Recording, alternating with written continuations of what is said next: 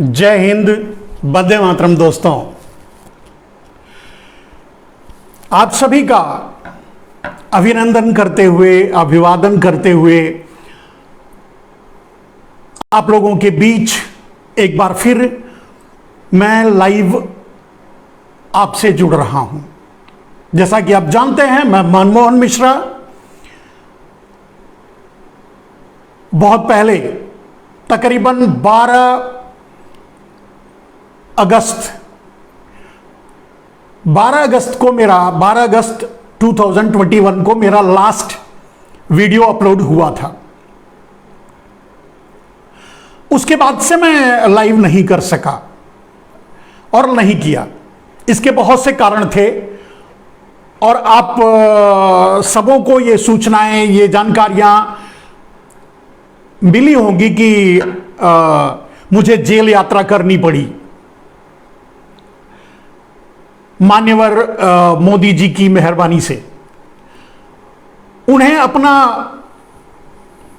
अपने बारे में कुछ सुन नहीं सकते, सच देख नहीं सकते, सच बोल नहीं सकते, लेकिन अगर कोई दिखा दिया उनको सच तो अच्छा नहीं लगता। ये बहुत से कारण, ऐसे कुछ कारण थे जिसके कारण उन्होंने मुझे जेल यात्रा करवा दी। इसके लिए उन्हें बहुत बहुत धन्यवाद। और मैं कहूंगा कि उनके लिए मैं थैंक यू कहूंगा कि मोदी जी, आपको बहुत बहुत धन्यवाद कि जेल यात्रा मेरी 1-2 दिन की ही रही। कोई बात नहीं दोस्तों, आज इतने दिनों के बाद आप लोगों के बीच, आप लोगों के साथ मैं जुड़ा हूं, तो अपनी जेल यात्रा की कहानी बताने के लिए नहीं। वो एक लीगल मैटर है, चलता रहेगा, चलेगा, कोई फर्क नहीं पड़ता, वो अलग विषय है। क्यों, कैसे, ये हमें बताने की जरूरत नहीं है, आप जानते हैं। देश में क्या चल रहा है ये भी बताने की जरूरत नहीं, आप समझते हैं। लेकिन आज जो मैं आप लोगों के सामने रखना चाहता हूं, आज जिस विषय पर मैं बात आप लोगों से करना चाहता हूं मेरे मित्रों, उसका कारण कुछ और है। वो कारण ये है, वो मैं आप लोगों के लिए, आप लोगों के सामने ये बातें रखना चाहता हूं क्योंकि अभी 5 राज्यों में अगले महीने से चुनाव शुरू हो रहा है। और 5 राज्यों में जब चुनाव हो रहा है तो इन 5 राज्यों की जनता इतने दिनों से इंतजार करती रही है कि उन्हें कब अवसर मिलेगा और कब वो वर्तमान सरकार का आकलन करके चुनाव में वोट डालेंगे, उनका चयन करेंगे या उनको सत्ता से बाहर करेंगे। यह निर्णय लेने का उनका अधिकार है और वो मिलने वाला है। लेकिन सबसे बड़ी बात जो ये है कि चुनाव के लिए मुद्दा क्या हो, चुनाव के लिए विषय क्या हो, चुनाव किस विषय पर लड़ा जाए, चुनाव में किस बात के लिए, किस चीज के लिए, किस काम के लिए आम जनता वोट डालेगी, ये बहुत बड़ा विषय है। तो आम जनता वोट डालेगी, आम जनता को तय करने दीजिए, यह होना चाहिए। लेकिन आप जानते हैं कि पार्टियां ऐसा होने नहीं देती। अभी 2022 में जो फरवरी से लेकर मार्च में चुनाव होगा, उसका एजेंडा क्या होना चाहिए था और क्या हो रहा है, यही बात मैं आज आप लोगों के सामने रखूंगा। लेकिन उससे पहले मैं आप सभी लोगों से हाथ जोड़कर प्रार्थना करता हूं कि हमारे इस वीडियो को अधिक से अधिक लोगों तक पहुंचाएं, शेयर करें और उन सभी मेरे दर्शकों का, लोकतंत्र टीवी के मैनेजमेंट का और उनके दर्शकों का मैं अभिवादन करना चाहूंगा। और लोकतंत्र टीवी से जो लोग जुड़े रहे जिन्होंने हमारे लिए काफी प्रयास किया, और खास करके लोकतंत्र टीवी ने भी प्रयास किया, और दूसरे चैनलों ने प्रयास किया, और दूसरे मीडिया घरानों ने प्रयास किया, जो हमारे मुद्दे को, हमारे विषय को लेकर के लोगों के बीच गए, सच्चाई को बताए, जिसके कारण वो हमें जेल में नहीं रख पाए। यह अलग विषय है, वो बताया कि वो लीगल मैटर है, वो अलग से देखेंगे। तो सवाल यह है कि मैं उनका बहुत बहुत धन्यवाद करना चाहूंगा जो हमारे लिए आवाज उठाए, हमारी सच्चाई को जिन्होंने समझा, जिन्होंने हमें सच माना। और आप देख रहे होंगे कि मेरा चेहरा बदल गया है, चेहरे पे बहुत सी दाढ़ियां आ गई हैं, देख रहे हैं ये सब। उस समय मेरा चेहरा कुछ और था, चेहरा मतलब नॉर्मल था, ये बाल ही बढ़ गए हैं। तो मित्रों, हम इसके बारे में भी बता देते हैं। आप जानते हैं कि हम और आप स्पिरिचुअल आदमी हैं, ईश्वर भक्ति करते हैं, ईश्वर में आस्था रखते हैं, श्रद्धा रखते हैं। तो निश्चय ही कि हमारे साथ जो अन्याय हुआ होगा उसके लिए हमने ईश्वर से प्रार्थना भी की होगी, ईश्वर को डायरेक्शन भी दिया होगा, उनसे कुछ मांगे की होंगी, उनमें से भी ये भी एक है। तो दोस्तों, अब इस क्या कहते हैं, बड़े हुए बाल को और इस दाढ़ी को हमें तब तक झेलना पड़ेगा जब तक नरेंद्र मोदी की सरकार केंद्र से चली नहीं जाती, तब तक इसे झेलना पड़ेगा। और जब नरेंद्र मोदी की सरकार चली जाएगी तो मैं बालाजी का भक्त हूं। मैं हर महीने बालाजी दर्शन के लिए जाता था, अब नहीं जा पाता इसलिए क्योंकि वहां बहुत से प्रतिबंध लगाए गए हैं, उन प्रतिबंधों के कारण। लेकिन भक्ति तो है, और उस भक्ति के कारण हमने बालाजी से मांगा है कि जब नरेंद्र मोदी की सरकार, नरेंद्र मोदी का अत्याचार, नरेंद्र मोदी का व्यभिचार इस देश से खत्म हो जाएगा, तब मैं आकर के अपना मुंडन संस्कार करूंगा। यह एक पर्सनल बात है जो आप लोगों के बीच रख दिया। वैसे दिल में तो ही है गुस्सा, क्रोध। कौन आदमी जेल जाना चाहेगा, कौन आदमी अपनी मानहानि करवाना चाहेगा, आप समझ सकते हैं, वो अलग बात है। उस विषय पर कभी और बात करेंगे, वो यात्राएं भी बताएंगे। क्योंकि मैं एक और बात बता दूं, नरेंद्र मोदी जो चाहते थे मेरे साथ करना चाहते थे, वो भी नहीं कर पाए। उसमें भी बालाजी की कृपा शामिल है। और उसमें मैं कहूंगा कि उत्तर प्रदेश का प्रशासन, उत्तर प्रदेश की पुलिस या उत्तर प्रदेश की सरकार भी मान लीजिए, मुझ पर मेहरबान रही, वो अलग विषय है। अब इन सब चीजों को कभी और हम आपसे शेयर करेंगे सिलसिलेवार। आज हम एजेंडे की बात करते हैं, जिस विषय को लेकर के आप लोगों के सामने आए हैं मेरे दोस्तों। अब तो रोज मुलाकात होगी, प्रतिदिन इसी तरह लाइव 10 बजे लोकतंत्र टीवी पर ही आपसे मुलाकात होती रहेगी। हम अपने दुख भी कुछ न कुछ शेयर करते रहेंगे, अपने विचार भी शेयर करते रहेंगे, और समस्याओं पर भी शेयर की बातें करते रहेंगे। अब आते हैं मुद्दे पर।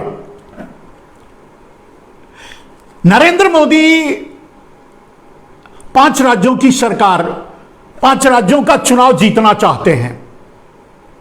लेकिन कुछ आश्चर्यजनक बातें मैं आपको बता दूं, मैं पहले भी बता चुका हूं कि नरेंद्र मोदी उत्तर प्रदेश का चुनाव नहीं जीतना चाहते। नरेंद्र मोदी बाकी प्रदेशों का चुनाव तो जीतना चाहते हैं, उत्तर प्रदेश नहीं जीतना चाहते। उत्तर प्रदेश का चुनाव ना तो आरएसएस ना तो नरेंद्र मोदी जीतना चाहते हैं। और इसीलिए जो अभी आप भगदड़ देख रहे हैं, आपको पता है, मैं वही बातें बताता हूं जो किसी के समझ में नहीं आता, और कोई समझ नहीं पाता, और कोई आप तक नहीं पहुंचाता। वो बातें बताता हूं जो मीडिया भी पकड़ नहीं पाता, मीडिया भी बोल नहीं पाता और कह नहीं पाता। कुछ मामलों में उनकी हिम्मत नहीं पड़ती कहने की, लेकिन सच यही है। 5 राज्यों के चुनाव में अगर उत्तर प्रदेश को पहले नंबर पे रखा जाए तो उत्तर प्रदेश का चुनाव नरेंद्र मोदी, आरएसएस और उनकी टीम जीतना ही नहीं चाहती। और जो ये भगदड़ मची है या मचने के पीछे उनकी जो कड़ाई है, या आपने देखा कि किसान बिल को भी उन्होंने इतना लेट करके वापस लिया। वापस तो लेना ही था, वापस लेते ही, उसके अलावा कोई रास्ता नहीं था। लेकिन आपको इस विषय में बाद में बताएंगे कि किसान बिल वापस नहीं लिया है नरेंद्र मोदी ने, किसान बिल लागू कर दिया है। वापस तो संसद में दिखावे के लिए लिया है। वापस तो नरेंद्र मोदी पहले जब भूमि अधिग्रहण बिल लाए थे तब भी उसको भी वापस ले लिया था। ये दोनों बिल, वो उस समय वो और इस समय किसान बिल, वापस दिखाने के लिए लिया है। किसान बिल आज लागू कर चुके हैं। मेरे दोस्त, छोटा सा बोलते हुए तब आगे बढ़ते हैं। किसान बिल लागू कर चुके हैं, यह मैं दावे के साथ कह रहा हूं। और कैसे लागू कर रहे हैं, जानते हैं आप कैसे लागू करेंगे? किसान बिल में क्या था? किसान बिल में था भूमि, किसानों की जमीनें पूंजीपतियों के पास पहुंच जाएं। यही मिशन था जिसका नाम था कॉर्पोरेट फार्मिंग, यही ना। और कॉर्पोरेट फार्मिंग मेरे दोस्तों उन्होंने लागू कर दिया। कैसे, आप जानते हैं? अब आप देख रहे होंगे, आपको पता भी होगा कि कहीं भी कोई भी खाद नहीं मिलेगी, बीज नहीं मिलेगा, बिजली नहीं मिलेगी, पानी नहीं मिलेगा। और ये सारी चीजें इसलिए नहीं मिलेगा क्योंकि ये सारी चीजें नरेंद्र मोदी प्राइवेटाइज कर रहे हैं। और प्राइवेटाइजेशन करने में सबसे ज्यादा जो भागीदारी ले रहा है, जो खरीद रहा है देश में, देश को खरीद रहा है, वो वही है अडानी अंबानी। और उसी अडानी अंबानी को किसान बिल की जरूरत थी, उसी अडानी अंबानी को कॉर्पोरेट फार्मिंग की जरूरत है, वही अडानी अंबानी चाहते हैं अपनी पूंजी किस कृषि क्षेत्र में लगाना। तो वो क्या करेंगे? बिल, पहली बात, नरेंद्र मोदी एपीएमसी यानी मंडी अडानी को दे देंगे, अंबानी को दे या किसी और को दे देंगे, बेच देंगे। पहला काम। दूसरा काम करेंगे कि खाद बाजार में मिलेगी ही नहीं, अडानी अंबानी के गोडाउन में चली जाएगी। तीसरा काम करेंगे, बीज नहीं मिलेगा। चौथा काम करेंगे, क्योंकि सारी इंडस्ट्री तो उन्हीं के हाथों में है, सारा बाजार उन्हीं के कब्जे में है, बाजार से इंस्ट्रूमेंट गायब हो जाएगा। आपको ट्रैक्टर खरीदने जाएंगे तो बहुत महंगा मिलेगा, नहीं मिलेगा, उसको टेक ओवर कर लेंगे। आपको डीजल नहीं मिलेगा जिससे आप अपने डीजल इंजन को चला सकते हैं, ट्रैक्टर को चला सकते हैं। या ये सारी चीजें इसीलिए महंगी की गई हैं कि जब आपके पास संसाधन उपलब्ध नहीं रहेंगे तो आप खेती कहां से करेंगे? जब आप खेती नहीं करेंगे तो कॉन्ट्रैक्ट फार्मिंग लागू होगा। जब कॉन्ट्रैक्ट फार्मिंग लागू होगा तो किसानों की जमीन पूंजीपतियों के हाथ में चली जाएगी। इसका मतलब यह हुआ मेरे दोस्तों कि नरेंद्र मोदी ने इनडायरेक्टली किसान बिल लागू कर दिया। अब मेरे इन तर्कों को कोई काट नहीं सकता। कोई क्या कहते हैं, सोफोलॉजिस्ट हो, कोई टीवी डिबेटर हो, या कोई भी ये बताए जो मैं कह रहा हूं गलत है। आप गांव में रहते हैं, आप समाज में रहते हैं, आप खेती करते हैं, आप बताइए, आपको खाद नहीं मिल रही होगी, आपको बीज नहीं मिल रहा होगा। आज अगर मिल भी रहा होगा तो कल नहीं मिलेगा। आप धैर्य रखिए। आपको खाद नहीं मिलेगा, आपको बीज नहीं मिलेगा, आपको बिजली नहीं मिलेगी, आपको पानी नहीं मिलेगा, आपको इंस्ट्रूमेंट नहीं मिलेगा, आपको डीजल नहीं मिलेगा। आप खेती कैसे करेंगे? जब आप खेती नहीं करेंगे तो किसानों खेत दे देंगे। कॉन्ट्रैक्ट फार्मिंग यानी नरेंद्र मोदी का विजन, नरेंद्र मोदी का मिशन लागू हो गया। यह है नरेंद्र मोदी की साजिश। इसमें कोई दो राय है। अगर किसी को भी, मैं 2 दिन पहले एक डिबेट पे बैठा था, एक चैनल पे, परेशान हो गए बेचारे। वो वीडियो भी मेरे इस पे शेयर है, कभी देख लीजिएगा आप। कहने का अर्थ यह है कि नरेंद्र मोदी किसान बिल लागू कर दिए। समझ गए? नरेंद्र मोदी ये हैं। अब उस किसान बिल को छोड़ देते हैं। किसान बिल को इतना लेट, किसान बिल के ड्रामे को, उन्हें पता था कि हम किसान बिल बगैर बिल के भी लागू करवा सकते हैं, यानी कॉन्ट्रैक्ट फार्मिंग और फुल क्या कहते हैं उसको, भंडारण की असीमित क्षमता। जब एपीएमसी मंडी ही अडानी ले लेंगे तो भंडारण तो वही करेंगे, तो उनको रोकेगा कौन? तो एपीएमसी जब वो ले लेंगे, मंडी वो ले लेंगे, खरीदारी वो करेंगे, तो रोकेगा कौन? तो सारी चीजें प्राइवेटाइजेशन के नाम पे सब कुछ अडानी अंबानी जैसे लोगों को दे दिया जाएगा। किसान बिल अपने आप लागू हो गया। किसानों को समझ में नहीं आया और किसान बिल लागू हो गया। यह सच्चाई है।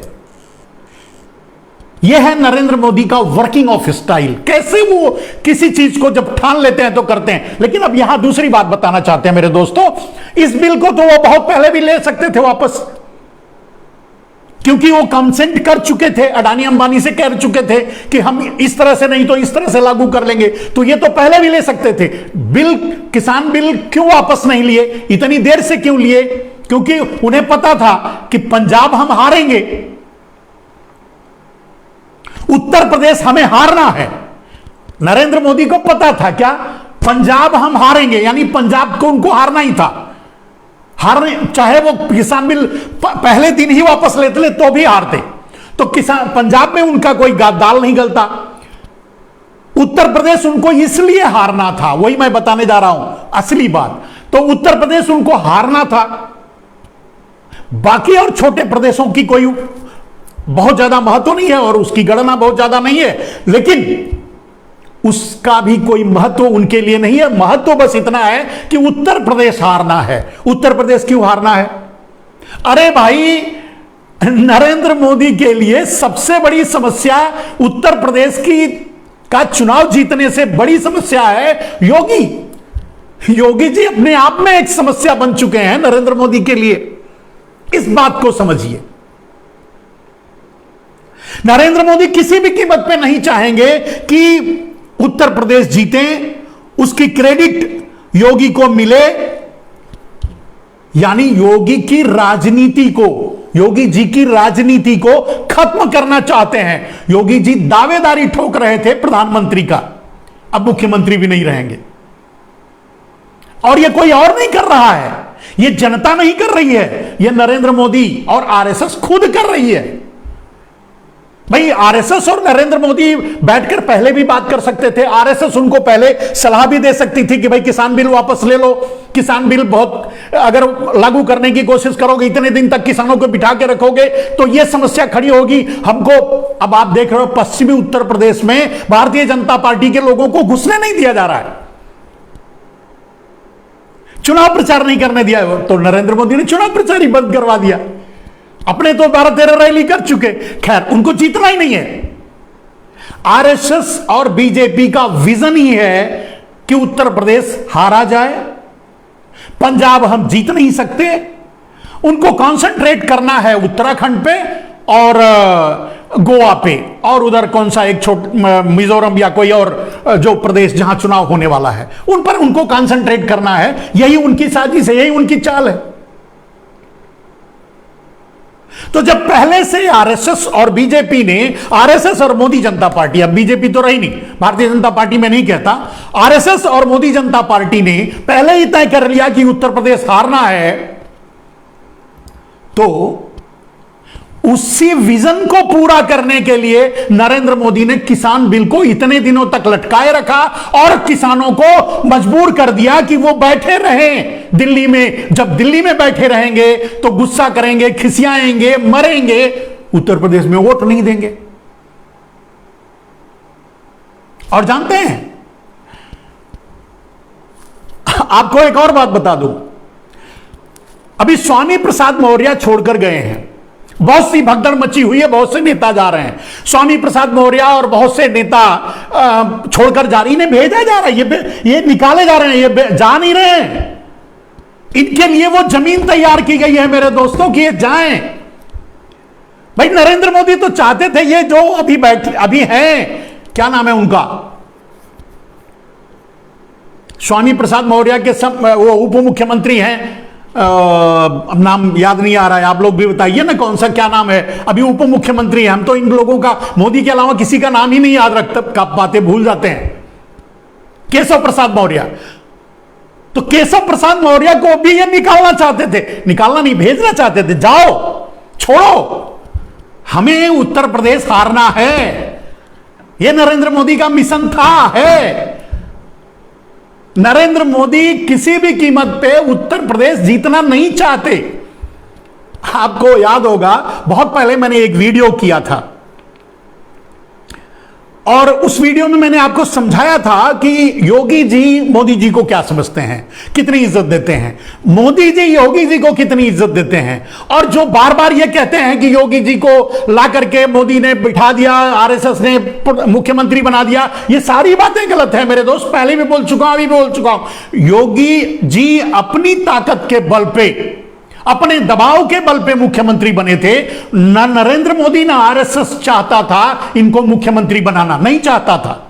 और अंदर की बात तो यह है कि ये केशव प्रसाद मौर्य और एक वर्मा शर्मा कौन से हैं वो, ये इन सभी को सिर्फ लॉलीपॉप देकर आगे खड़ा किया गया था वोट मांगने के लिए। मुख्यमंत्री तो बनाया जा रहा था रामलाल को, जिसका कहीं नामो निशान नहीं था।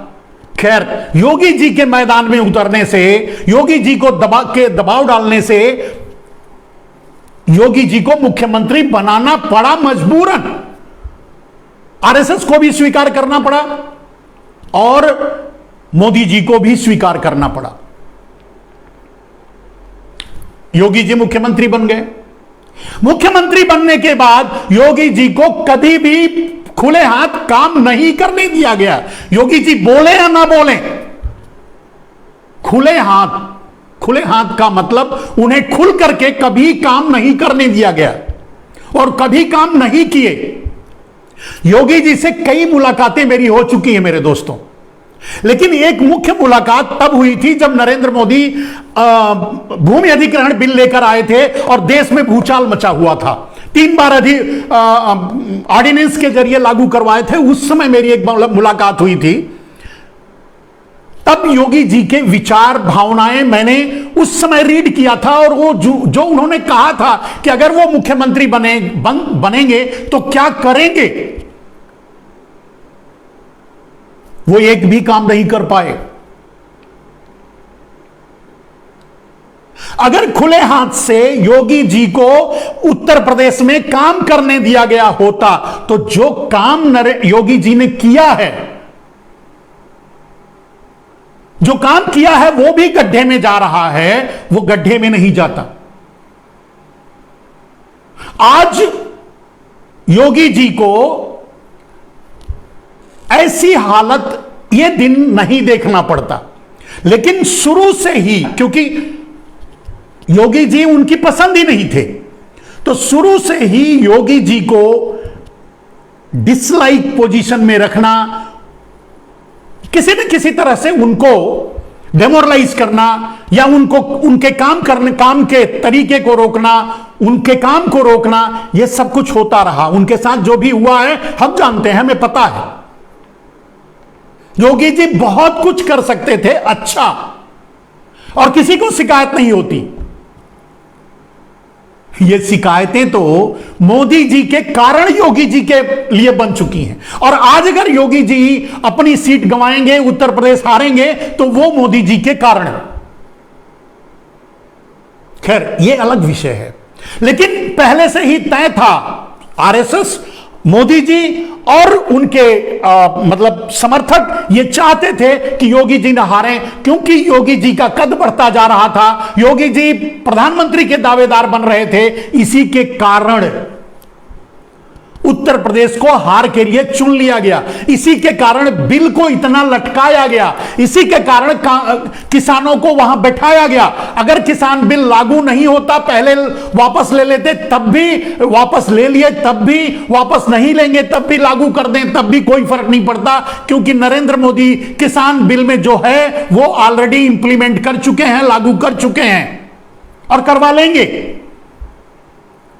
किसान बिल लागू करने का ही तरीका है प्राइवेटाइजेशन, जब हर सब कुछ प्राइवेट के हाथ में चला जाएगा, बिजली, पानी, खाद, सब कुछ तो मिलेगा क्या किसानों को? और नहीं मिलेगा तो वो अपने आप खेत जमीनें दे देंगे। किसान बिल तो पहले ही लागू हो गया, वैसे ही लागू हो जाएगा। सवाल यह है कि यही बिल पहले वापस ले सकते थे। केशव प्रसाद मौर्य का अपमान करना, उन्हें स्टूल पर तक बिठाना, उन्हें इज्जत नहीं देना, या उन्हें उस बार सिर्फ यूज करना और मुख्यमंत्री का चेहरा बनाकर यूज करना और बाद में उन्हें मुख्यमंत्री भी नहीं बनाना, यह सब कुछ सोची समझी बाद में साजिश में बदल गई, चाल में बदल गई कि योगी जी को कैसे हराना है। तो अब जा रहे हैं, जो छोड़कर जा रहे हैं उनको मोदी जी खुद चाहते ही नहीं। वो चाहते हैं कि ये चले जाएं, ये जाएंगे तभी तो हारेंगे। ये है पीछे की कहानी। अब आते हैं दोस्त उस विषय पर कि एजेंडा क्या हो। सब लोग कह रहे हैं कि वो मतलब एजेंडा क्या हो और किस एजेंडे पर चुनाव लड़ा जाए। तो चुनाव तो लड़ना चाहिए काम पे। काम तो कुछ किए नहीं है। उन्हें उत्तर प्रदेश हारना है, लेकिन बाकी और प्रदेशों को तो जीतना है। तो जीतने के लिए ये हिंदू मुसलमान का मुद्दा, चिर परिचित मुद्दा, जिस मुद्दे पर नरेंद्र मोदी की राजनीति टिकी हुई है, जिस मुद्दे को लेकर के नरेंद्र मोदी अब तक राजनीति करते रहे हैं, उस मुद्दे को लेकर आए। यह कोई नई बात नहीं है मेरे दोस्तों। हिंदू मुसलमान के मुद्दे पर ही नरेंद्र मोदी राजनीति में पदार्पण किए थे। नरेंद्र मोदी की पूरी राजनीति हिंदू मुसलमान पे टिकी हुई है। क्यों टिकी हुई है यह समझिए। उन्हें दोस्तों अभी किसी और से छुड़वाया गया। ये बात योगी जी ने कहा कि 80-20, खैर ये हिंदू और मुसलमान का मुद्दा भारतीय जनता पार्टी अब पूरे फ्रंट पे ला करके लड़ना चाहती है, उसी पर चुनाव लड़ना चाहती है, अलग विषय है। लेकिन इसके अलावा नरेंद्र मोदी के पास कोई और मुद्दा है ही नहीं चुनाव के लिए। किस मुद्दे पर चुनाव लड़ेंगे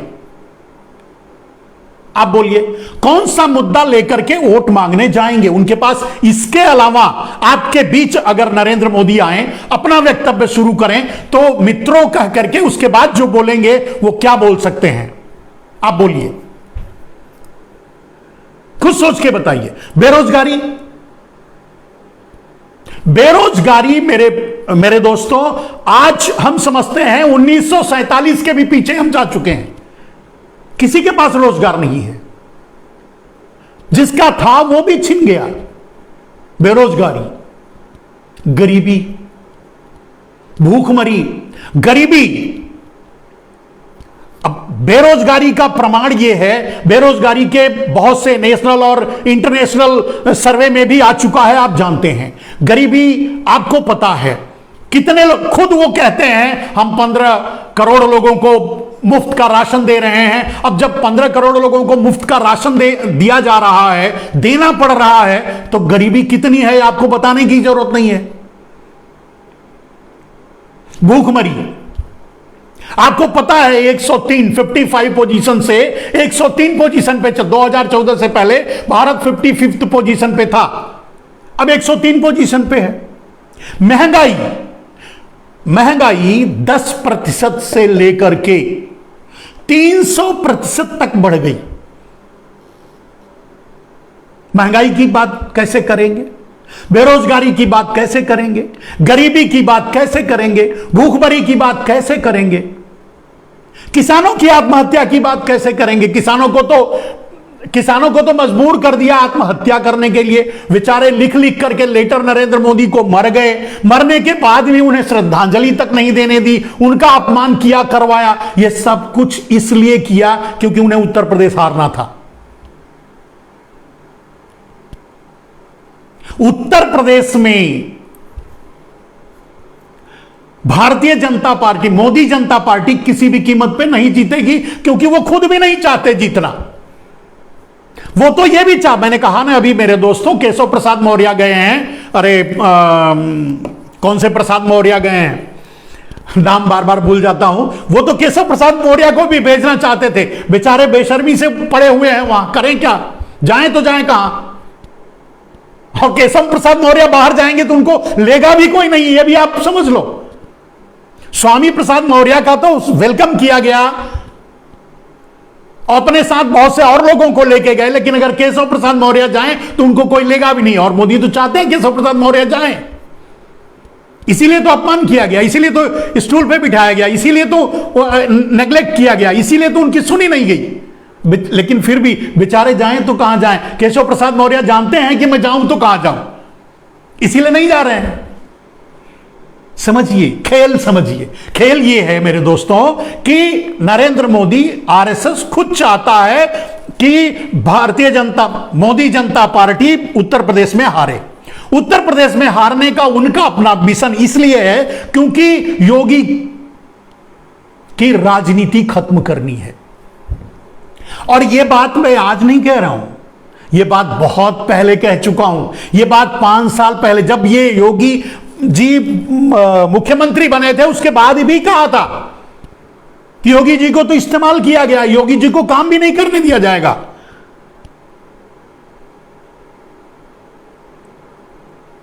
योगी जी तो देहात में कहावत है ना, पहुंचा पेल भंडारी बन गए। ये तो जबरदस्ती मुख्यमंत्री बन गए, इनको तो मुख्यमंत्री भी बना नहीं रहे थे मोदी जनता पार्टी, और इसीलिए काम भी नहीं करने दिया। और आपने जो नौटंकियां चली बीच बीच में, आप वो देख ही रहे हैं। बहुत कुछ योगी जी बोल पाते हैं, बहुत कुछ नहीं बोल पाते, कोई बात नहीं, लेकिन सच यही है, योगी जी की राजनीति खत्म करने के लिए बीजेपी और आरएसएस ने पहले से ही तय कर रखा है कि उसे उत्तर प्रदेश हारना है। हारेंगे। खैर, उत्तर प्रदेश की राजनीति से मुझे कोई मतलब नहीं है, मैं तो एजेंडे की बात कर रहा हूं मेरे दोस्तों। और मैंने अपनी दाढ़ी इसलिए रखी है, मैं अपनी दाढ़ी तब बनवाऊंगा जब नरेंद्र मोदी सत्ता से बेदखल होंगे।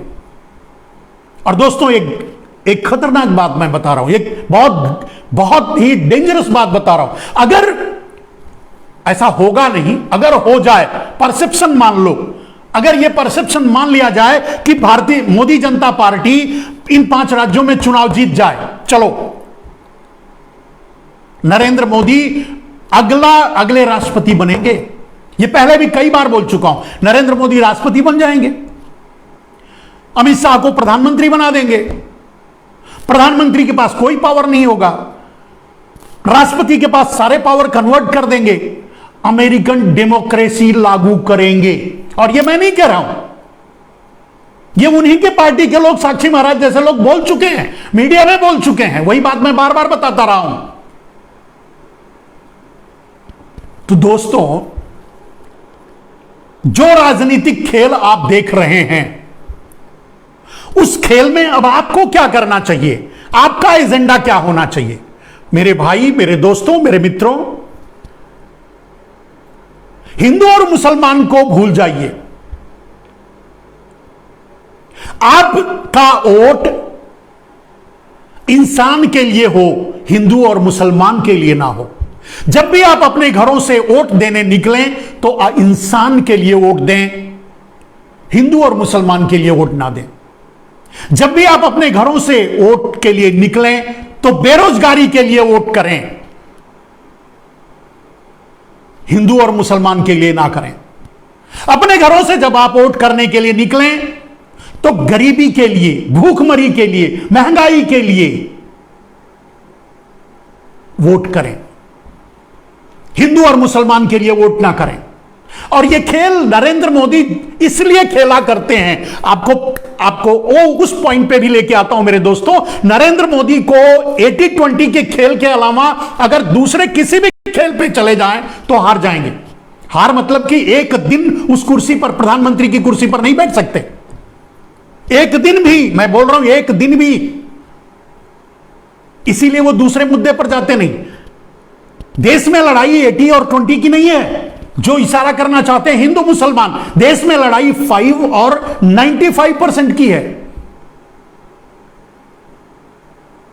और यह बात मैं बार बार बोलता हूं, हर बार बोलता हूं इससे तो मुझे कोई नहीं पूछता, कोई मीडिया वाला बुलाता नहीं मुझे, कहीं किसी डिबेट में शामिल नहीं किया जाता।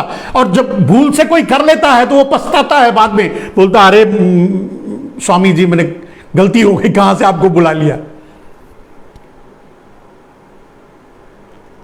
वो मुद्दा क्या है मेरे दोस्त? मैं हर बार हर समय आप लोगों को यह समझाने की, बताने की कोशिश करता हूं कि 90% ब्लैक मनी किसके पास है? Ultimate owner of the black money आज टुडे कौन है? नरेंद्र मोदी। वो जारी कर दें, लिस्ट जारी कर दें, चुनाव लड़ लें, फिर चुनाव लड़ें, फिर मुद्दा तय करें। 90% एनपीए किसका है? मतलब बैंकों से पैसा लेकर वापस नहीं किया, वो किसका है? वो लिस्ट जारी कर दें। 90% बैंकों से पैसा लेकर भागे हुए भगोड़े कौन हैं? वो लिस्ट जारी कर दें। चलिए, काले धन की लिस्ट जारी करने के लिए ड्रामा कर सकते हैं, बोल सकते हैं कि वो अंतर्राष्ट्रीय मुद्दा है, अंतर्राष्ट्रीय मामला है, कोई ट्रीटी होगी जिसके कारण हम नहीं दिखा सकते। लेकिन जो बैंकों की रिपोर्ट है वो तो दिखा सकते हैं ना। वो लिस्ट जारी करें किसके ऊपर सबसे ज्यादा एनपीए, 90% एनपीए जिनके ऊपर है वो नाम सामने आने चाहिए। 90% ब्लैक मनी का खुलासा नहीं करेंगे बहाना करके, लेकिन 90% बैंकों के डिफॉल्टर कौन है उसका नाम सामने आना चाहिए। और यह सब सामने नहीं आएगा। 90% नरेंद्र मोदी ने राइट ऑफ किया बैंकों का लोन, नहीं चुकाए, लेके बैठ गए, भाग गए। वो कौन है? एक डिबेट में मैं बैठा था, पूछ रहे थे उनको दिया किसने, कब दिया? वो तो पहले से लेके बैठे हैं, लिए हैं। मेरे दोस्त, राइट ऑफ 90% राइट ऑफ एक समुदाय, एक प्रदेश का है।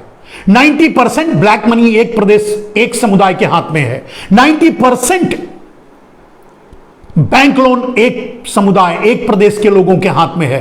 और इसीलिए उस 95 और 5% की इस लड़ाई को, यानी पूंजीवाद और सर्वहारा की इस लड़ाई को नरेंद्र मोदी बार बार 80-20 यानी हिंदू मुसलमान पर लाने की कोशिश करते हैं। यह एक स्टंट है, राजनीतिक स्टंट है।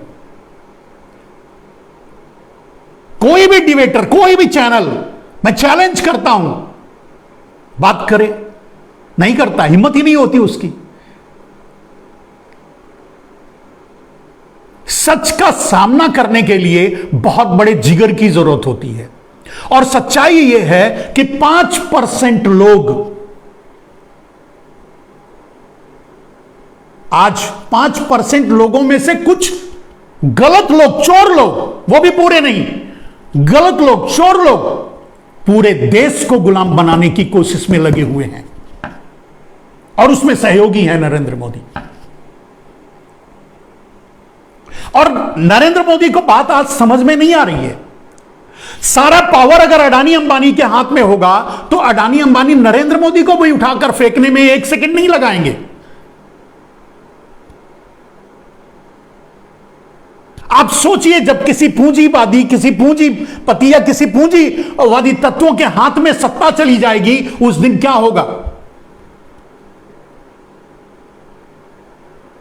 ये इसको और किसी दिन आपको विधिवत समझाएंगे।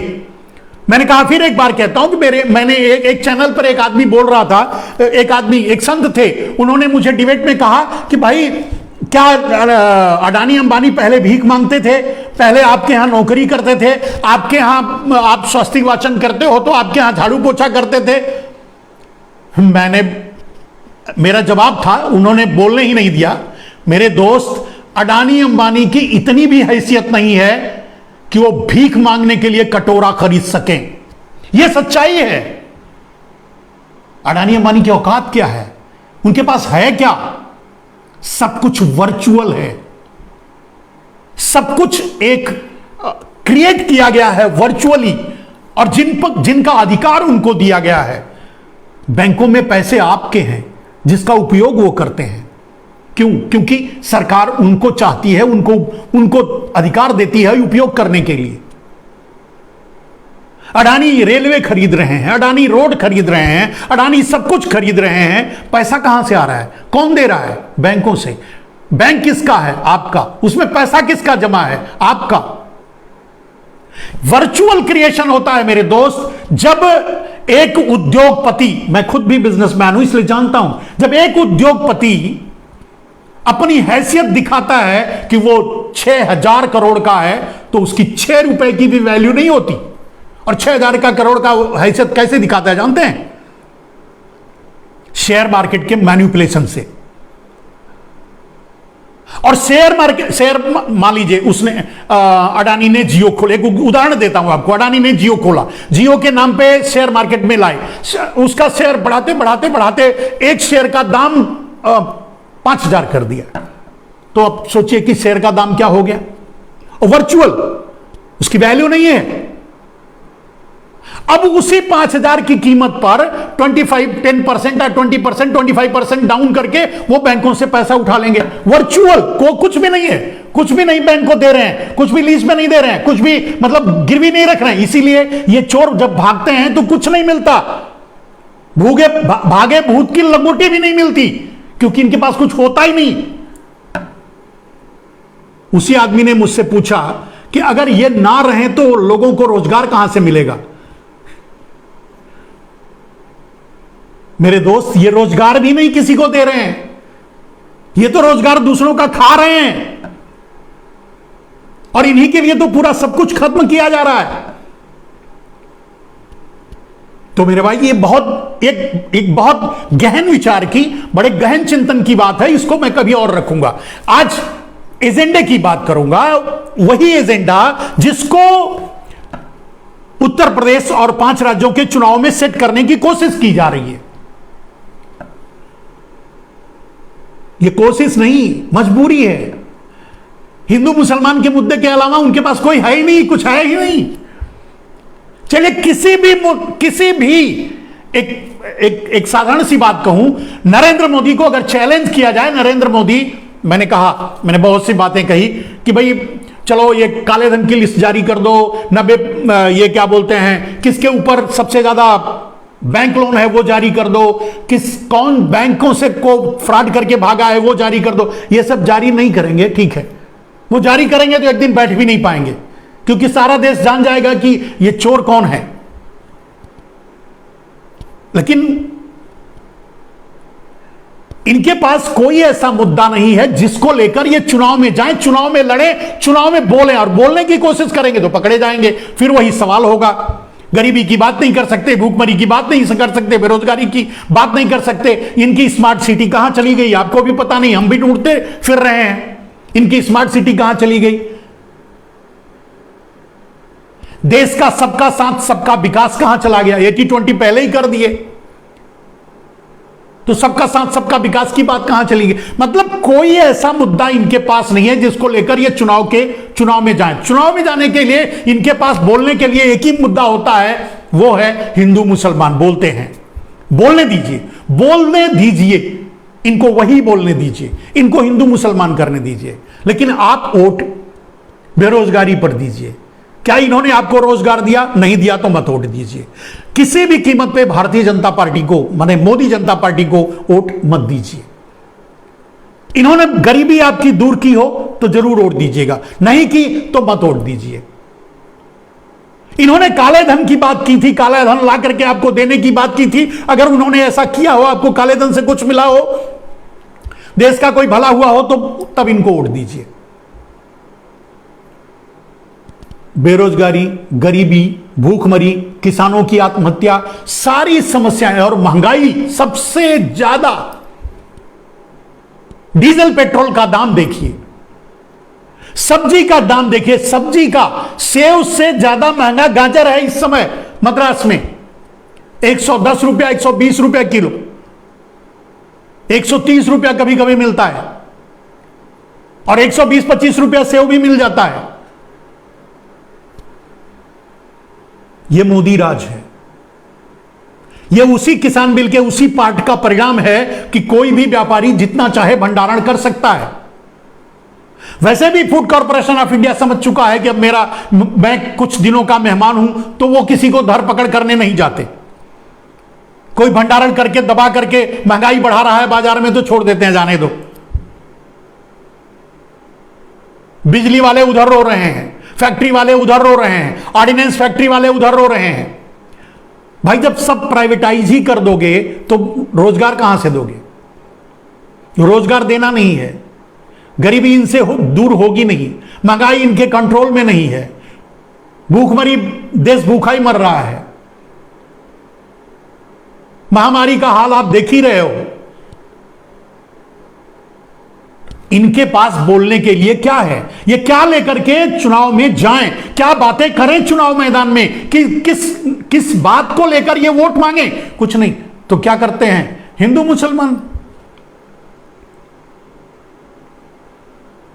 लेकिन मैं सारी पार्टियां, भारत की जितनी भी पार्टियां हैं रजिस्टर्ड जो चुनाव लड़ रही हैं, मैं उनसे अनुरोध करूंगा कि नरेंद्र मोदी जनता पार्टी सरपटक के 80-20 करती रहे। आप गरीबी की बात करो, आप महंगाई की बात करो, आप भूखमरी की बात करो, आप स्वास्थ्य व्यवस्था की बात करो, आप पेट्रोल डीजल की बात करो, आप किसानों की आत्महत्या की बात करो, आपको खाद बीज नहीं मिल रहा है उसकी बात करो, आपका गन्ने का दाम नहीं मिल रहा है उसकी बात करो। आप 80-20 में मत जाओ। आप इस मंदिर मस्जिद वाले मुद्दे में मत जाओ। मेरे दोस्त, पूंजीपतियों का सबसे बड़ा हथकंडा ही यही होता है। मैं बचपन से यह बात जानता हूं कि जब एक पूंजीपति एक फैक्ट्री लगाता है तो सबसे पहले वहां एक मंदिर, एक गिरजाघर, एक मस्जिद बना देता है। जानते हैं क्यों बनाता है वो? उसको कोई श्रद्धा नहीं है, उसको कोई आस्था नहीं है। वो सिर्फ इसलिए बनाता है कि आप अपनी गरीबी इनका जिम्मेदार इनको मानिए। ये जो आपके यीशु, आपके अल्लाह, आपके भगवान जो बैठे हैं, इनको गरीबी का जिम्मेदार मानिए। इन पूंजीपतियों को मत उंगली उठाना। कभी उंगली उठाओगे तो आपको अंदर कर दिया जाएगा। इसलिए तो ये तो इनका पूंजीवाद का ये सगल है, पूंजीवाद का ये हथकंडा है। पूंजीवादी किसी पूंजीवादी को देखते हो, जाते हैं मंदिर पूजा करने, आप लाइन में लग लग करके मरते रहते हो, वो कभी जाते हैं? क्या जरूरत है उनको? मंदिर वो बना देते हैं आपके लिए। आप भगवान से जाकर पूछते रहो कि हमारी गरीबी का कारण क्या है, हमें गरीब क्यों बनाए भगवान, उसको अमीर क्यों बनाए भगवान। अरे भाई, भगवान कुछ नहीं कर रहे हैं, यही लोग कर रहे हैं जो आपको मंदिरों में जाने के लिए मजबूर करते हैं। आप मंदिर जाइए अपनी श्रद्धा के लिए, अपनी आस्था के लिए, आप पूजा कीजिए पूरी श्रद्धा से। मैं भी पूजा करता हूं, जाता हूं, लेकिन मैं हिंदू मुसलमान के लिए नहीं जाता। मेरे दोस्त, मैंने कुछ डिबेट्स में मुझसे किसी ने पूछा कि मुसलमानों ने ये किया, हिंदू ने वो, दुनिया भर की बातें की। मैंने उनसे 2 सवाल सिर्फ किया मेरे दोस्त, सिर्फ 2 सवाल, इसको लोगों तक पहुंचाना। मैं बोला कि एक बात बताइए मेरे दोस्त, कि अगर कोई एक समूह कहीं आफत में आ जाए, उसमें हिंदू और मुसलमान दोनों हैं, तो उस आफत से बचाने के लिए आपका भगवान, आप अगर हिंदू हो तो मैं आपसे पूछता हूं, आपका भगवान वो हिंदू को बचा लेगा, मुसलमान को छोड़ देगा? बोले नहीं। मैंने बोला अच्छा किया आपने कहा नहीं। अगर आप ये कहते कि सिर्फ हिंदू को बचाएगा, मुसलमान को छोड़ देगा, तो मैं कहता कि फिर वो भगवान किस बात का। आपने अच्छा किया कि कहा कि नहीं छोड़ेगा।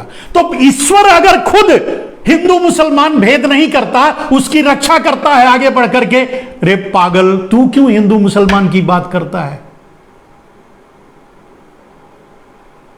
ये तो पूंजीपतियों के बनाए चोचले हैं, हथकंडे हैं, जिनका इन राजनेताओं के बनाए हथकंडे हैं, जो इस्तेमाल करके आपका उपयोग करते हैं।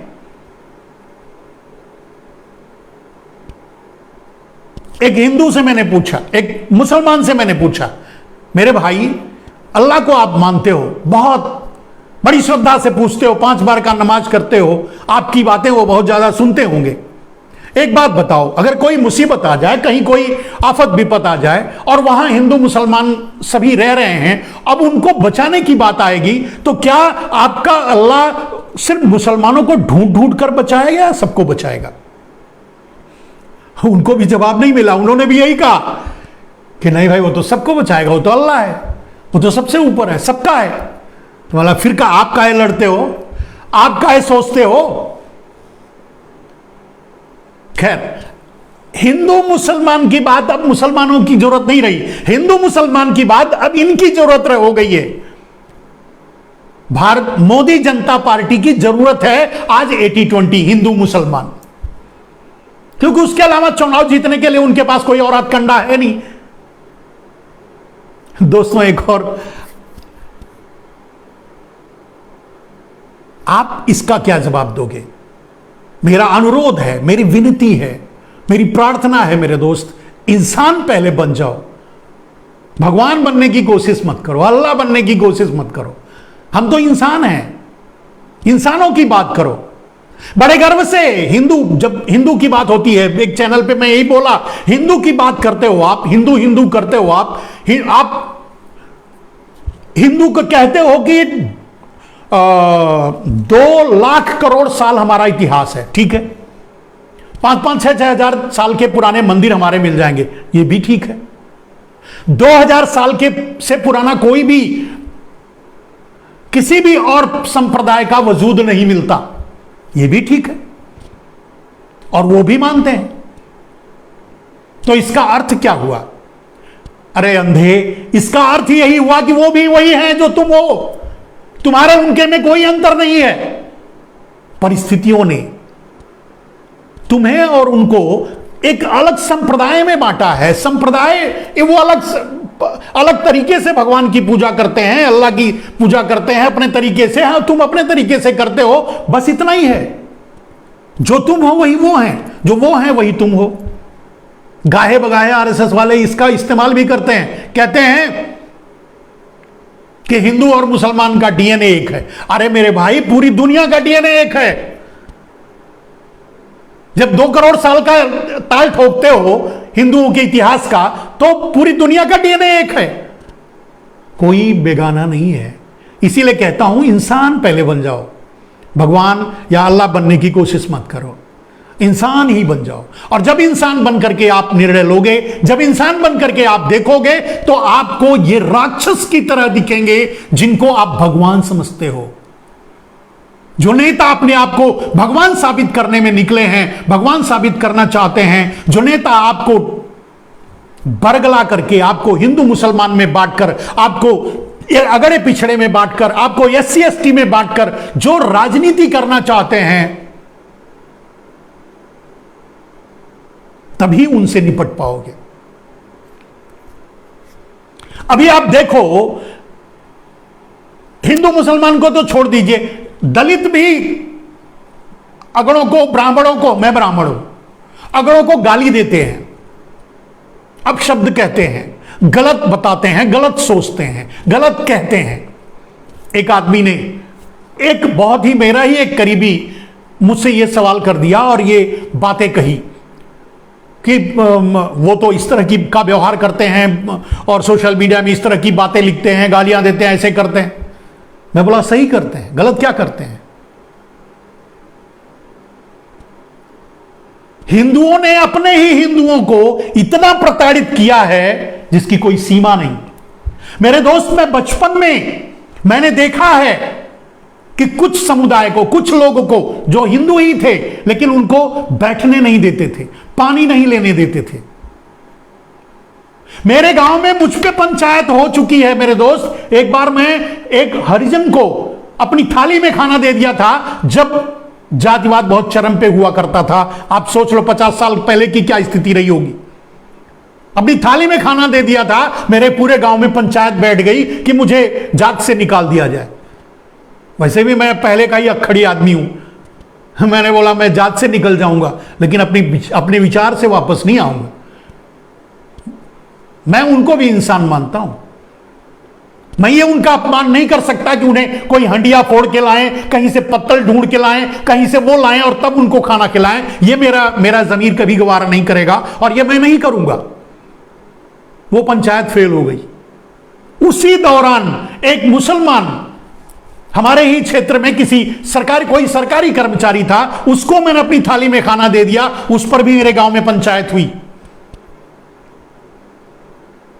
फिर यही संवाद आया कि मुझे निकाल दिए, छोड़ दिया जाए। मैं बोला मैं कहां पकड़ के रखा हूं, छोड़ दो।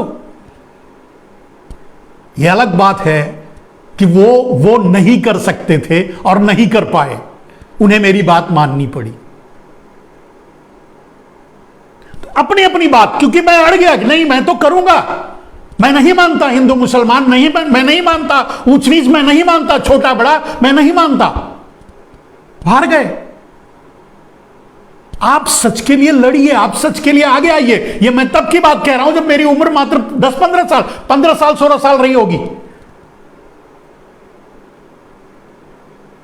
और इतना पढ़ लिख कर, इतना सब कुछ जानने के बाद भी अगर मैं वही हिंदू मुसलमान, वही घटिया बातें करूं, तो मेरी पढ़ाई का मतलब क्या है, मेरी शिक्षा का मतलब क्या है? मेरे दोस्त, मेरे ही अपने कुछ लोगों ने कहा कि मुसलमानों ने कश्मीर में इतने हिंदुओं को मार दिया, वहां इतने कर दिया, वहां इतने कर दिया। मैं बोला गुणा करके बताओ कितने लोगों को मारा होगा, इस तरह से कितने लोग मारे गए होंगे। जो भी जोड़ घटा के बताया, मैंने उनको जोड़ के बता दिया कि कम से कम 100 गुना इस पूंजीवादी व्यवस्था ने लोगों को मार डाला। हर घंटे में 2 किसान आत्महत्या करते हैं। इसके लिए जिम्मेदार कौन है? यही पूंजीवादी, यही अडानी अंबानी, जिनकी संपत्ति आसमान छू रही है और एक पैसा भी उनका अपना नहीं है, एक पैसे की उनकी औकात नहीं है। अडानी अंबानी की बात मैं कर रहा हूं, मैं बिजनेसमैन हूं, मैं जानता हूं।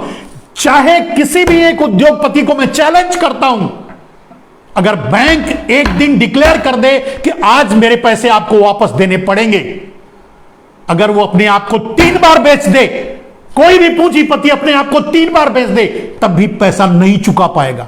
वो पैसा जो आपका है, वो धनी किस बात का, वो अमीर किस बात का है?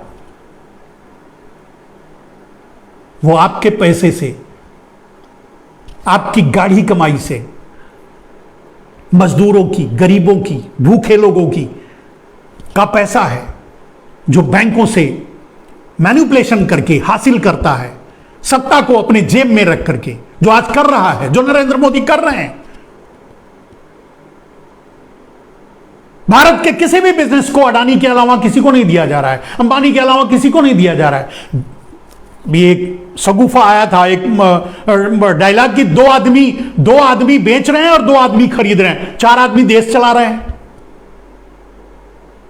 और ये वो 2 आदमी बेचने वाले आदमी ये नहीं समझ रहे हैं कि उनका क्या हाल होगा। मेरे दोस्त, गांव में जब तक रजिस्ट्री नहीं हुई होती, गांव में अगर आप रहते होगे, जानते होगे कि जब किसी की जमीन खरीदनी होती है तो जो खरीदने वाला होता है उसके पीछे पीछे भागता है, उसको रसगुल्ले खिलाता है, उसके जब रजिस्ट्रेशन के लिए जाता है तो पूरे परिवार को रसगुल्ले बांध देता है, उसके साथ जितने लोग गए होते हैं उनके साथ भी रसगुल्ले बांध देता है। लेकिन जिस दिन रजिस्ट्री हो जाती है, यानी जमीन उसके हाथ से निकल जाती है, दूसरे दिन वो अपने दरवाजे पर भी नहीं बैठने देता, दूसरे दिन उसे चारपाई भी नहीं देता बैठने के लिए। वही बात नरेंद्र मोदी और अमित शाह के लिए भी है। तुम बेच तो रहे हो, लेकिन जिस दिन पूरी खरीदारी हो जाएगी, पूरा देश अगर उनके हाथों में चला जाएगा, उस दिन आपको भी उठाकर तिनके की तरह किसी कोने में फेंक देंगे, कचरे की तरह। आपका भी कोई वैल्यू नहीं रहेगा, वो तो वैल्यू करेंगे नहीं और दूसरे भी नहीं करेंगे। गांव में यही होता है, बेचने वाले की कोई इज्जत नहीं करता, अपने दरवाजे पर पानी भी नहीं पूछता, अरे जाने दो यार बेचने वाला है। वही नरेंद्र मोदी कर रहे हैं। आज उनकी पूछ अडानी अंबानी भले करें क्योंकि वो खरीद रहे हैं, अमेरिका और चीन भले करें क्योंकि वो खरीद रहे हैं, लेकिन कल जब बेच चुके होंगे तो इनके भी लात ही मारेंगे। वो, और आम आदमी भी उनको नहीं पूछेगा, तू तो बेच दिया, जैसे गांव में होता है, बेचने वाले को कोई नहीं पूछता। अरे यार किसी फंक्शन में भी नहीं बुलाता, अरे बोलता है यार छोड़ना है, वो बेचने बिचुआ है, बिचौड़ा है। गांव का सबसे आवारा, सबसे खराब, सबसे बुरा आदमी होता है बेचने वाला, यानी जो बाप दादा की संपत्ति बेचता है। यहां नरेंद्र मोदी की पूजा हो रही है, मंदिर बनाए जा रहे हैं, जय जय हो रही है, मेरे समझ में नहीं आता ये कौन सी सभ्यता, कौन सी शिक्षा है, किस शिक्षा से लोग पढ़ के आए हैं, कहां से आए हैं, कहां से पैदा हो गए, मेरे समझ में नहीं आता।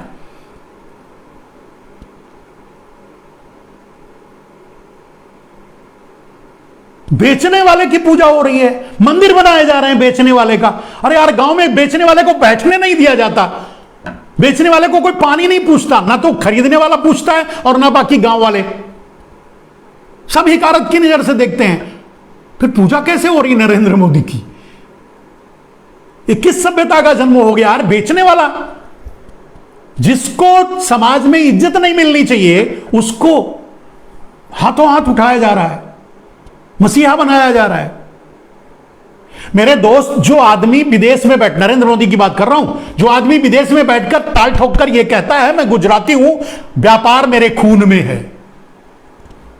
मेरे दोस्त उसी क्षण उससे इस्तीफा ले लेना चाहिए था। अगर भारत में संविधान प्रॉपर होता, अगर भारत में लोकतंत्र होता, भारत में आवाज उठाने वाले लोग होते, तो उसी क्षण उससे इस्तीफा ले लेते।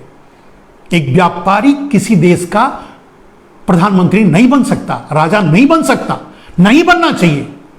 एक बात बताओ, व्यापारी क्या करेगा यार? व्यापारी किस लिए होता है? व्यापारी करता क्या है? लाभ कमाता है। लाभ को क्या कहते हैं? आप भी छोटा मोटा, आपकी भी शिक्षा होगी, आप भी पढ़े लिखे हो, आप बताओ लाभ की परिभाषा क्या है? लाभ की परिभाषा है देय मजदूरी और दी गई मजदूरी के अंतर को लाभ कहते हैं। यानी मजदूर को 10 रुपया देना था, उसको 5 रुपया दिया, वही 5 रुपया बचा, वही लाभ है, इसी को लाभ कहते हैं। ये बहुत छोटी बीकॉम मेरे ख्याल से कॉमर्स जब मैंने पढ़ रहा था तो बहुत छोटे क्लास में पढ़ा था, बीकॉम वगैरह में पढ़ा होगा, जो भी हो, यही परिभाषा आज भी है, लाभ। और एक व्यापारी लाभ सिर्फ देखता है, दी गई मजदूरी और देय मजदूरी, यानी मजदूरों का पेट काटकर जो पैसा बचाया जाता है उसे ही लाभ कहते हैं। यह शाश्वत सत्य है। तो एक लाभ कमाने वाला आदमी किसी मजदूर के लिए न्याय कहां से करेगा? किसी किसान के लिए न्याय कहां से करेगा? किसी बेरोजगार के लिए न्याय कहां से करेगा? क्योंकि वो तो लाभ कमाने वाला है, क्योंकि वो तो गुजराती है, क्योंकि उसके खून में व्यापार। ये वो कहता है, मैं नहीं कहता, ये उसकी कही हुई बात है।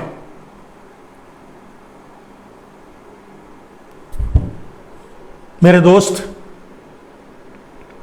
तो आज मुझे आपसे यह कहना था कि जो वो मुद्दे सेट किए जा रहे हैं इन 5 राज्यों के चुनाव में, मैंने आंतरिक बातें बता दी। आप चिंता मत कीजिए, किसी भी राज्य में शायद ही बीजेपी जीते, कहीं नहीं जीतेगी, यह अलग बात है। ये खुद भी नहीं चाहते जीतना, कम से कम पंजाब तो वो जीत नहीं सकते, उत्तर प्रदेश वो जीतना नहीं चाहते, उत्तराखंड में जोड़ तोड़ करने की कोशिश करेंगे, हार भी जाएंगे तो भी हो सकता है खरीद कर सरकार बना लें, वही काम वो मिजोरम और गोवा में करेंगे, जो भी है। लेकिन आप उनके एजेंडे पर मत जाओ, आप हिंदू मुसलमान मत करो, आप उनको, अगर वो 80-20 की बात करते हैं तो भी चर्चा मत करो, भूल जाओ।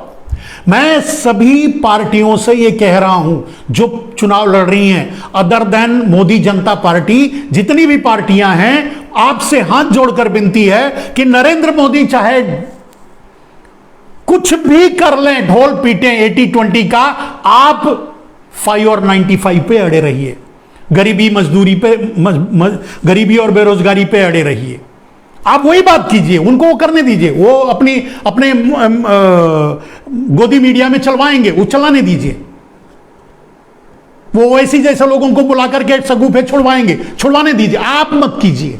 आप एक शब्द अपने मुंह से 80-20 वाला मत यूज कीजिए। आप 80-20 का मतलब भी दूसरा लगा लीजिए, आप 80-20 का अर्थ ही समझ ले, जबकि वो कह रहे हैं 80-20 मतलब हिंदू मुसलमान। लेकिन आप 80-20 का मतलब लगा लीजिए कि ईमानदार और चोर, आप इसी पर अड़े रहिए।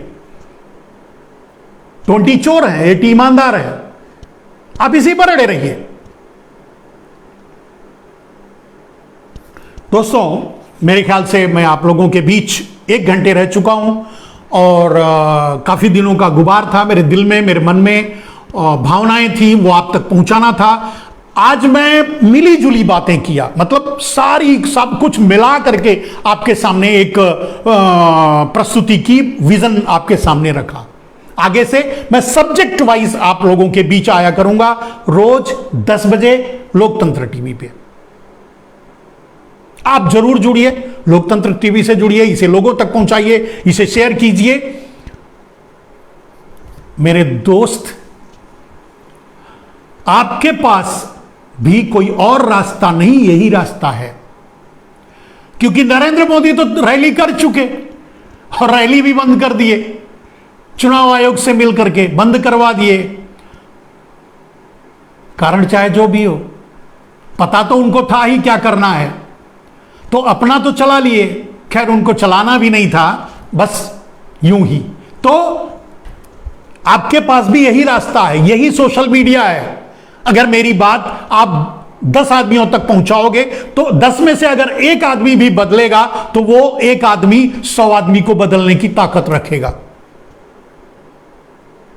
मेरे दोस्त, जाते जाते आपसे बस यही अनुरोध है कि आप इसी तरह से मुझे प्यार देते रहें, मेरे साथ जुड़ते रहें। बहुत दिनों के बाद जुड़ने के बाद भी आप इतनी संख्या में मेरे साथ जुड़े, मेरे साथ शेयर किया, अपना समय दिया, इतनी रात होने के बावजूद भी, जबकि उस तरफ उत्तर भारत में तो सब ठंड के कारण लोग सो रहे होंगे, रजाई में घुस गए होंगे, फिर भी आपने मेरा साथ दिया, आप मेरे साथ रहे।